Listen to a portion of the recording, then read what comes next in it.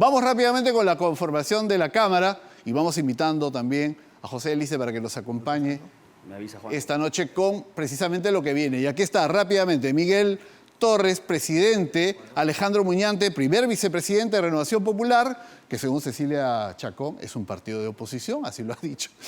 Nilsa Chacón, de Fuerza Popular, segunda vicepresidenta, y Estanislao Mancha, a quien escuchamos, vimos en Punto Final hace un instante, de Renovación como tercer vicepresidente.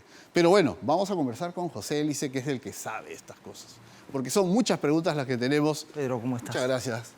Pepe, siempre le decimos, lo llamamos, lo molestamos, le pedimos un dato, una aclaración a Pepe Eliche, pero bueno. Gracias, José Eliche, que ha sido oficial mayor del Congreso, ha sido ministro del Interior, una persona que conoce no solamente lo que es el trabajo desde el Estado, sino lo que puede hacer un Congreso bicameral como el que ahora tenemos. Y ya prácticamente se estrenó con la elección de las mesas directivas. Así es. También recurro a tu análisis político. ¿Qué esperar de una mesa directiva del Senado oficialista y de una mesa directiva en diputados de oposición?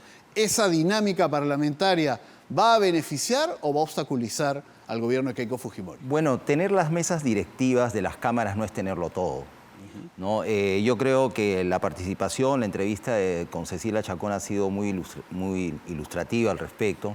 Ella, desde su experiencia de parlamentaria y como portavoz de Fuerza Popular en la Cámara de Diputados, lo ha resumido de alguna manera, ¿no? Pero hay que aquí, digamos, aclarar que tener la mesa directiva no significa tener todo el poder, ¿no? La mesa directiva dirige los debates del Congreso, ejerce la administración de cada una de las cámaras. Principalmente esas son sus funciones, sus funciones centrales. La agenda ahora la van a fijar los portavoces, la Junta de Portavoces, ¿no? Entonces, antes, bueno, el Consejo Directivo ha sido el órgano clásico, ahora yo creo va a tener un rol preponderante en esta área la Junta de Portavoces. Ellos van a definir la agenda de cada una de las cámaras y bueno, ahí va a haber obviamente un debate. Ahora, en la Junta de Portavoces, José, si me permites, están representadas las bancadas, que son 6, sí, donde hay 4 grupos están que son representadas de proporcionalmente a sus votos. Exacto. Y así votan dentro de la Junta de Portavoces. Pero entonces tenemos 4 bancadas de oposición, sí, que son más numéricamente, sí, que las 2 bancadas que en este momento, bueno, son del gobierno. El gobierno va a tener que hilar fino, ¿no?, en su relación con el Congreso, sin duda, viendo los resultados. En el Senado ha sido estrecho, ¿no? Ha sido, digamos, un voto que se fue para otro lado o que, digamos, no estuvo de la forma donde debió estar según los compromisos que habían hecho. Bueno, ¿no? Ese voto viciado tiene todos los componentes de una historia que ya se había anticipado que esa era la única manera de que se resuelva el problema del empate, y así ha ocurrido. No es lo mejor, no es lo más feliz. Nos hubiese gustado, quién sabe, ver a los congresistas empatados, a los grupos empatados poniéndose de acuerdo, pensando en el país, en las urgencias, en los cambios que hay que hacer. Pero eso no ha ocurrido, ya vino así. Y en la Cámara de Diputados ya podíamos anticipar desde hace unos días que, y más aún con Nieto, que dijo que iba... Claro, desde el Partido del Buen Gobierno, ya sumándose a esta coalición, que la oposición ya tenía y ya tiene la Cámara de Diputados. Ahora, esto, digamos, genera una serie de escenarios posibles, tanto en el procedimiento legislativo cuando en los procedimientos de control político, incluyendo también la aprobación, un ámbito que es del control político o de la influencia, digamos, del Parlamento sobre el gobierno, que es la aprobación y el procesamiento de las leyes financieras del Estado, ¿no? Cuando decimos que el gobierno de Keiko Fujimori está obligado a consensuar, totalmente. ¿Eso qué significa? Por ejemplo, ahora viene aparentemente el pedido de delegación de facultades.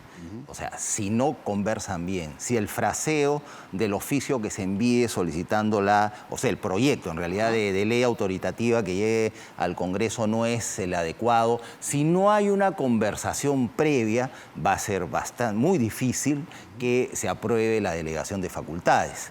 Igual va a ocurrir con leyes orgánicas, ¿no? Igual va a ocurrir con, digamos, algunas otras cosas que tienen que ver solamente el Senado. ¿Ahí qué necesitas, además de la presidenta? Se necesitan dialogar. Pero digo, ¿necesitas un jefe de gabinete dialogante, convocante? Se necesita un jefe de gabinete ágil, ágil coordinador del gobierno y ágil para el diálogo con el Congreso. Incluso hace unas semanas, en alguna intervención, yo propuse que se piense en la posibilidad de crear un órgano de coordinación mucho más preciso, como hay en los sistemas parlamentarios, que no es el nuestro, pero ya que nuestro Parlamento está tan digamos, inclinado hacia el parlamentarismo, un parlamentarismo, digamos, real, o sea, un rol del Parlamento que ha ido creciendo cada vez más fuerte, pues crear la figura de una coordinación ministerial permanente con el Congreso a nivel de la Junta de Portavoces. Eso no hay ahora. No hay. Por ejemplo, en los sistemas parlamentarios, como en el caso del Parlamento español,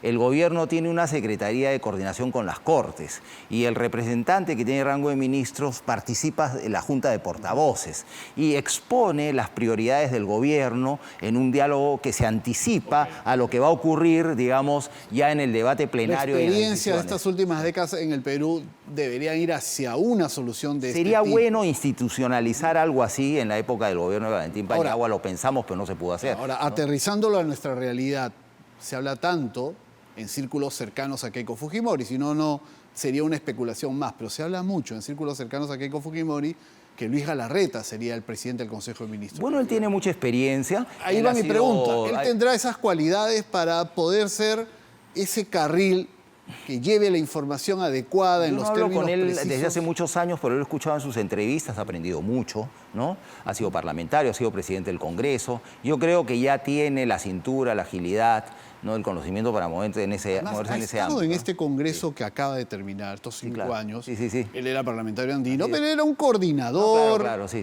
Era un negociador, digamos, en los términos más positivos que pueda tener el No, y me imagino que tiene toda la confianza de la Presidente, ¿no? Ajá. Entonces eso creo que es importante. Claro. Y seguramente está conformando el gabinete con ella. El gabinete, en este caso, tiene que ser más equipo que nunca. Es muy importante que un gabinete de ministros se sientan, cada uno de sus miembros, parte de un equipo. No que son, digamos, departamentos aislados, ¿no? Y que cada uno... Si no se sienten parte de un equipo, es muy difícil hacer gobierno y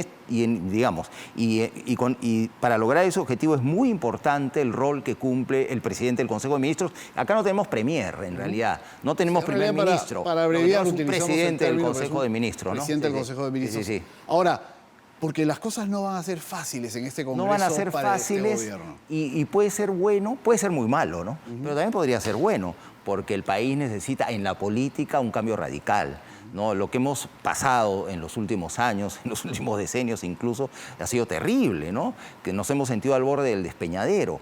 Yo no he estado de acuerdo con la bicameralidad por la forma como se aprobó la reforma constitucional. Sin embargo, está aquí. Y con lo que tenemos hay que ir hacia adelante. Y bueno, y hay que pedirle, como tantas veces lo hemos hecho, a los parlamentarios, nuestros representantes, senadores y diputados, que se ganen los puntos a su favor, ¿no? Haciendo las cosas bien. Mucho se discutió en estos últimos días acerca de cómo iba a ser el procedimiento de entrega formal del cargo presidencial y si se generaba o no un vacío de poder cuando Rospigliosi le manda una carta a Balcázar recordándole que su periodo parlamentario cesa el 26 de julio y que por tanto sería bueno que vaya entregando todo, pero claro, ¿quién dice qué? Hasta el 28 de julio. Bueno, pero se retractó al final. No, exacto, estoy haciendo un poco la cronología para que nos entendamos. Luego, finalmente, Rospigliosi, tras una carta de Balcázar que le dice, oye, yo quiero ir a entregar la banda el día 28, le dice, ya, ok, sigues hasta el 28 para evitar toda esta discusión. Sí. Pero aparentemente él no va a entregar la banda. Bueno, esperemos que, no sé cómo va a ser. Ajá. Cómo va a ser. Ahí quiero apelar a tu conocimiento como ex oficial mayor y a tu experiencia cuando fuiste testigo del momento con Valentín Paniagua. Claro, Valentín Paniagua no tuvo ningún problema. Él fue al Congreso, entregó la banda a Carlos En ese Ferrero, momento había una ley que avalaba toda esa situación. Una ley que la borraron a partir de las iniciativas de la Comisión Especial Multipartidaria encargada del ordenamiento legislativo. El año 2008. Hizo un excelente trabajo y se voló esa ley. Sí. Pero no se necesita una ley para todo, ¿no? Estamos hablando de formas, de cortesía política, de símbolos que hay que cuidar, ¿no? Y acá es... Que pudo suceder en el caso, ¿no es cierto?, Francisco Sagasti, y no ocurrió así. No ocurrió, se rompió ahí la cosa. Digamos, Francisco Sagasti ha tenido un tratamiento distinto al resto de los expresidentes, aunque sea por sucesión constitucional. Bueno, ya. Pero ahora lo que hay que cuidar es las formas frente al país, frente a los invitados importantes que van a estar presentes en esa ceremonia, como son los jefes de Estado que han venido de otros países. ¿Qué es lo que debería ocurrir en base a la ley y en base a la experiencia? Bueno, yo creo, me da la impresión, haber escuchado o leído que el señor Balcázar aspira a entregar la banda en el hemiciclo. Bueno, pues que la entregue en el hemiciclo, que se le entregue al presidente del Congreso, que es el señor Torres, la recibe. No es necesario que se la ponga, bueno, pero si quiere que se la ponga un ratito y se la imponga después a la presidenta. No hay vacío de poder. No, claro, habría vacío de poder. Eso a la audiencia hubiese habido vacío de poder si el 26 acababa su mandato y bueno, y resulta que... Y ya no le abrían palacio y lo mandaban a su casa. No, eso es una barbaridad, ¿no? Lo que sí, como suelo decir, es que cuando se legisla, el legislador, digamos, normal, equilibrado, legisla para situaciones que son normales. Pero en nuestro país hemos vivido tantas situaciones raras y anormales que, bueno, que a cada momento nos vemos frente a estos problemas de interpretación de la Constitución, de interpretación de la legislación, de recordar los precedentes e interpretarlos en su dimensión. A raíz de la última carta de Rospigliosi como presidente del Congreso... Ahí quedó ya. Está claro. Está clarísimo, ya quedó. Quedó hoy, está bien que lo haya hecho así, bueno, se retractó, ¿no? Del modo como lo hizo, que quizás nunca debió, digamos, firmar o enviar aquella carta inicial, pero ya, pues, vamos arreglándonos, la sensatez al final... A veces damos la impresión de ser un país chicha y en realidad... Es que, a ver, ¿qué pasa? Una cosa que no una oportunidad, pero... una oportunidad que tenemos con lo que hemos visto en estas elecciones es que se rehagan los partidos políticos, aunque sea desde el Parlamento, ¿no? Porque el kit del asunto está acá en disciplina partidaria, expresada en disciplina de los grupos parlamentarios, coherencia en el mensaje y claridad para la población, ¿no es cierto? Y hacer las cosas transparentes.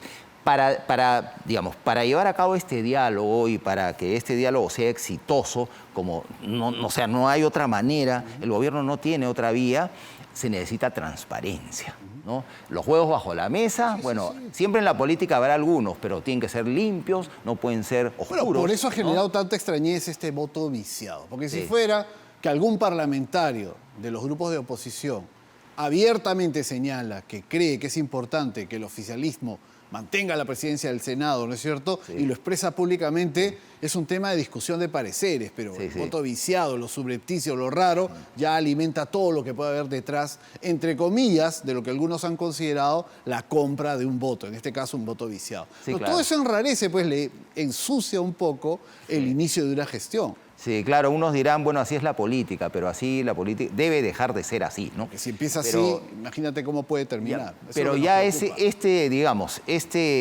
paso ya fue dado y ya está, ¿no? Hablaba del tema del voto viciado, que en los grupos de izquierda se lo achacan a Silvia Robles. Señor director, pongamos ahí el dato, o si tenemos la fotografía de Silvia Robles, también nos va a ayudar Silvana Robles. ¿Por qué?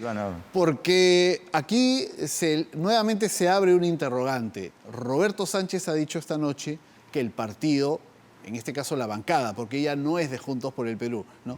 La bancada la está investigando y la ha suspendido. ¿Eso afecta en algo su labor parlamentaria, su calidad de senadora? Creo que es importante que lo expliquemos. Sí, yo he visto en los reglamentos que están vigentes ya, ¿no?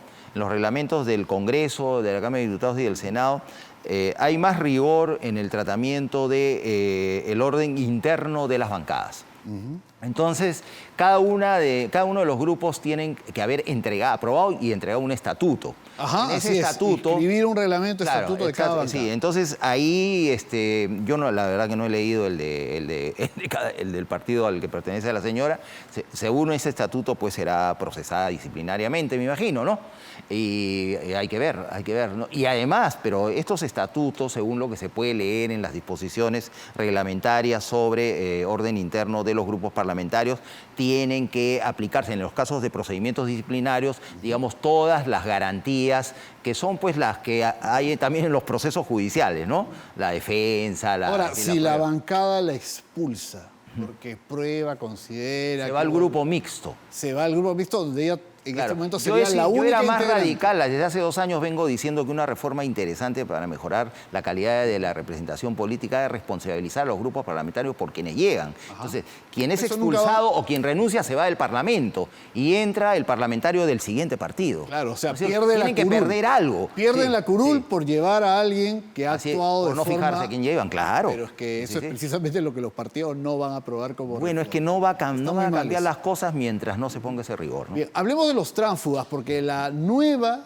normatividad aplicable a este Congreso bicameral solo permite que un Una vez. parlamentario cambie de grupo una vez. Así es. Ya no puede, como hemos tenido hasta hace poco, hemos tenido parlamentarios que han estado en 4, 5 grupos No, y diferentes. si cambian durante un año tienen derechos reducidos. ¿Cómo es eso? O sea, no pueden postular a presidencias de comisiones y una serie de cosas.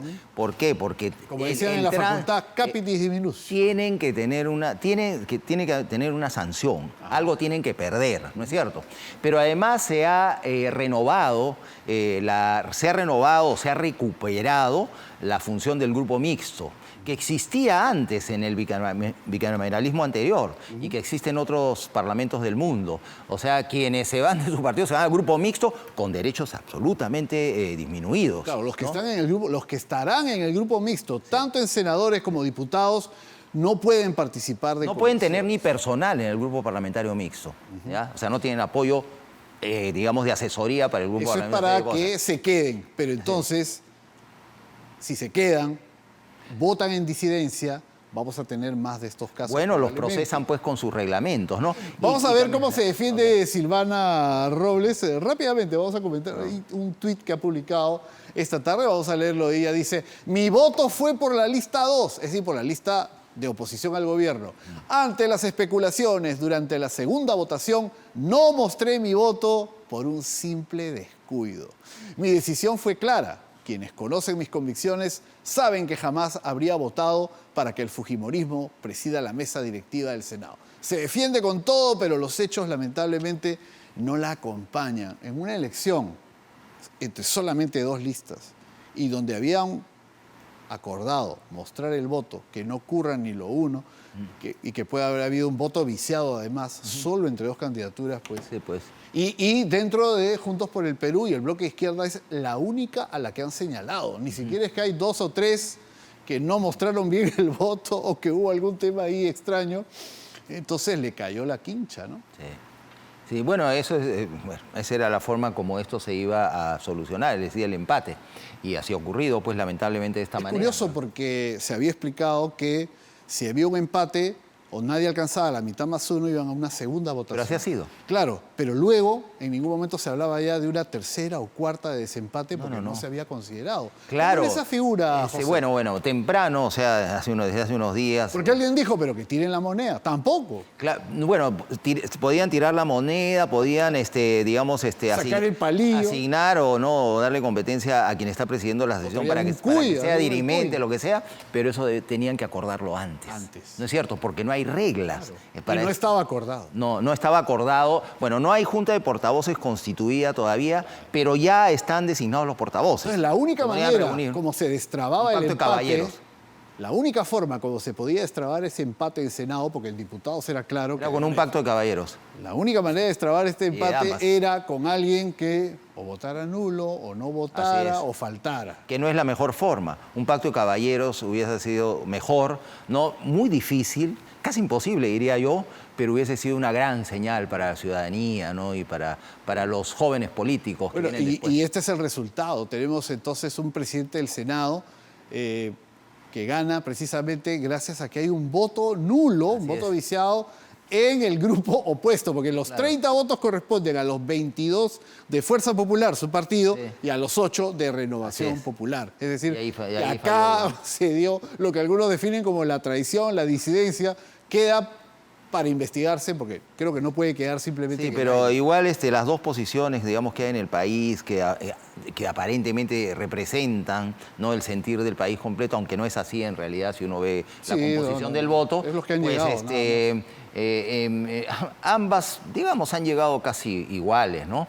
Porque si no dialogan, esto va a ser una parálisis. Ahora, José, ¿Por qué es importante el Senado? ¿Por qué este resultado Porque el es Senado positivo para el gobierno? Porque el Senado es importante porque puede detener, o sea, las leyes. Es la aduana. Es la aduana de las leyes, ¿no? Así es. Entonces, las leyes que vienen de la Cámara de Diputados. Sí, y ahí tienen que conversar entre ellos para ver cuáles pasan, por qué pasan. Por eso el diálogo, todo va a ser diálogo. El diálogo va a ser muy importante. No hay otra manera, ¿no? Para que las leyes que tienen que pasar pasen, para las que no deban pasar no pasen, etcétera, etcétera, ¿no? Pero además, digamos, el Senado tiene dentro de sus competencias funcionales el control sobre los actos normativos del presidente de la República en lo que son decretos legislativos, decretos de urgencia, tratados ejecutivos internacionales y decretos de instauración del régimen de excepción. O sea, que no es, y como se señaló en la parte final de la... Si el Senado fuera obstruccionista, que no es el caso, porque ganó Miguel Torres, podría convertirse en una piedra en el zapato para la presidencia. Sí, claro. No, y además tienes la será clave ganar el Senado. No, y además tienes la designación o la ratificación de la designación de altos funcionarios del Estado que son muy importantes. Y este año toca presidente y 3 miembros del directorio del Banco Central y toca superintendente de Banca y Segura. ¿No es cierto? Y además, pero la Cámara de Diputados tiene lo suyo. No, sin duda. La oposición tiene votos suficientes para censurar a los ministros. Es lo que le decíamos a Cecilia Chacón, pero bueno, ella decía, no, todo se arregla conversando. No, claro, es que... Creo que la procesión va por dentro porque... Tienen votos para interpelar y censurar a los ministros. Una cortita. ¿Con qué periodicidad se reúne el Senado? Muchos ya lo hemos olvidado, son 34 años desde que teníamos Senado. Bueno. ¿Todas las semanas? Sí, era igual que como ha sido el Congreso unicameral. Siempre, ¿no? Sí.